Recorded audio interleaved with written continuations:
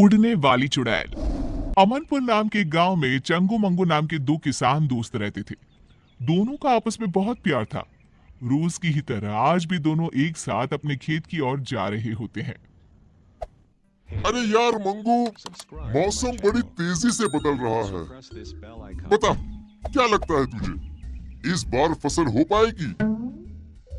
हाँ, क्यों नहीं हो पाएगी भाई? मेरे पास तो फर्टिलिक्स है, मैं शहर से लाया हूँ। ओ खाद तो, अरे वो तो हमारे पास भी है। सब गुड़ गोबर कर देता है तू, ये शहर में मिलता है। अरे तू कहाँ से पाएगा, बहुत महंगा मिलता है ये। दिखा दी ना अपनी औकात। मंगू, आखिर हमारे बीच पैसा आ ही गया। अरे नहीं चाहिए मुझे तेरे जैसा दोस्त जो हमेशा मुझे नीचा दिखाना चाहता है। अरे चंगू, पर मैंने कब तुझे नीचा दिखाया? अरे मैं तो सच्चाई कह रहा हूँ। गांव के बीचों बीच दोनों बुरी तरह लड़ पड़ते हैं। कुछ ही देर में बोला चाली हाथापाई में बदल जाती है। गांव के कुछ लोग आकर उन्हें छुड़वाते हैं और अपने अपने काम पर जाने को कहते हैं। शाम को मंगू तो अपने घर लौट आता है, पर चंगू नहीं आता। अभी तक ये घर नहीं आए। इतनी देर तो ये कभी नहीं करते। भगवान ना करे इन्हें कुछ हो तो नहीं गया ना। मंगू भाई साहब के घर जाकर पता करती हूँ। रास्ते में ही उसे सुबह चंगू मंगू के बीच हुए झगड़े के बारे में पता चलता है। मतलब मंगू भाई साहब ने ही किया है ये सब। ऐसा बदला लिया कि मेरे सुहाग को ही गायब कर दिया। विमला गुस्से में सोनम के पास जाती है और कहती है, कहाँ है सोनम, बाहर निकल। बता मेरे चंगू जी कहाँ है? क्या किया है आप लोगों ने उनके साथ? तभी उन सबके सामने अपने हाथ में चंगू को उठाए एक चुड़ैल हवा में उड़ती हुई आती है। मरोगे, सब मरोगे। छोड़ूंगी नहीं मैं किसी को, कोई नहीं बचेगा। कौन कौन हो तुम? छोड़ दो मेरे पति को। मैं हूं उड़ने वाली चुड़ैल। सबकी आंखों के सामने वो चुड़ैल चंगू को उड़ाकर ले जाती है। बचाओ बचाओ, अरे हमें कोई बचाओ मुझे। उसी रात से गांव में उड़ने वाली चुड़ैल का साया मंडराने लगता है। अगली सुबह केसारी लोटा लिए खेत की तरफ जा रहा होता है। तभी चुड़ैल उड़ती हुई आती है और उसे हवा में उड़ाकर ले जाती है। अरे चुड़ैलिया, मुझे छोड़ दे मुझे चुड़ैलिया।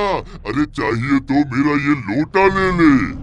तेरे लोटे का मैं क्या करूंगी? मुझे जो तेरी चर्बी चाहिए, चर्बी। चुड़ैल चंगू की तरह ही केसारी को गांव के बीचों बीच हवा में घुमाती हुई गायब हो जाती है। धीरे धीरे चुड़ैल का प्रकोप गांव में बढ़ता ही जाता है। आए दिन कोई ना कोई गांव से गायब हो जाता। धीरे धीरे कर लोग घर से निकलना भी बंद करने लगते हैं। फिर एक दिन, ऐसा कब तक चलेगा? अरे कब तक हम लोग घर पे बैठे रहेंगे? अब तो कोई अपने घरों के छत पर भी नहीं जाता। इस चुड़ैल से छुटकारा पाने का कोई ना कोई रास्ता तो निकालना ही पड़ेगा। हाँ जी, बिल्कुल सही कह रहे हैं आप। अरे पर हम लोग करेंगे क्या? पीछा करेंगे उस चुड़ैल का। पता तो करना ही होगा कि वो चुड़ैल गांव वालों को कहाँ ले जाती है। पर वो तो अचानक ही कहीं गायब हो जाती है। कहाँ से हम पता लगा पाएंगे कि वो कहाँ जाती है? गेहूं की एक पोटली तो लाना सोनम। ये पोटली ही आज सभी गांव वालों का ठिकाना बताएगी। शाम को मंगू जानबूझकर हाथ में एक गेहूं की पोटली लेकर गांव के चौराहे से गुजरता है। उसे देखते ही चुड़ैल उसे उठा ले जाती है। फंस ही गया, चुड़ैल की जाल में फंस गया। फंसी तो तू है चुड़ैल, मंगू के जाल में। हमेशा की तरह चुड़ैल गांव के बीचों बीच उड़कर मंगू को लेकर गायब हो जाती है। चुड़ैल के अदृश्य होते ही मंगू अपनी पोटली से गेहूं के दाने नीचे डालना शुरू कर देता है। दानों का पीछा करते हुए सभी गांव वाले एक अलग ही दुनिया में पहुंच जाते हैं।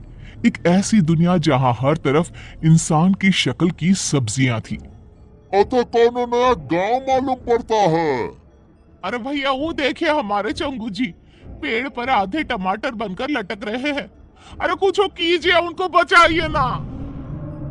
अरे वो देखो भिंडी, केसारी ही लागत है। मतलब उड़ने वाली चुड़ैल सभी को सब्जी में बदल देती है। मतलब ये सभी सब्जियां इंसान ही हैं। इन लोगों को हम बचाए तो बचाए कैसे? तभी पेड़ पर लगा एक टमाटर कहता है, इस गांव को श्राप है कि अगर किसी ने एक भी सब्जी तोड़ी तो सभी की सभी सब्जियां इंसान में बदल जाएंगी। पर चुड़ैल के रहते कोई सब्जी को छू भी नहीं सकता। अरे वो आती ही होगी, तुम लोग भी कहीं छुप जाओ, जाओ जल्दी। ये सारी बातें मंगू सुन लेता है। वो चालाक तो था ही। वो चुड़ैल से कहता है, जो मर्जी तुम्हारी, वो सब्जी मुझे बना दो, मगर बाहर धूप में जो सब्जियां सड़कर टूट गई तो? मेरी सब्जियां टूट नहीं सकती, उन्हें ताजा रहना होगा। तो किसी को सब्जियों को पानी देने के लिए क्यों नहीं रख लेती?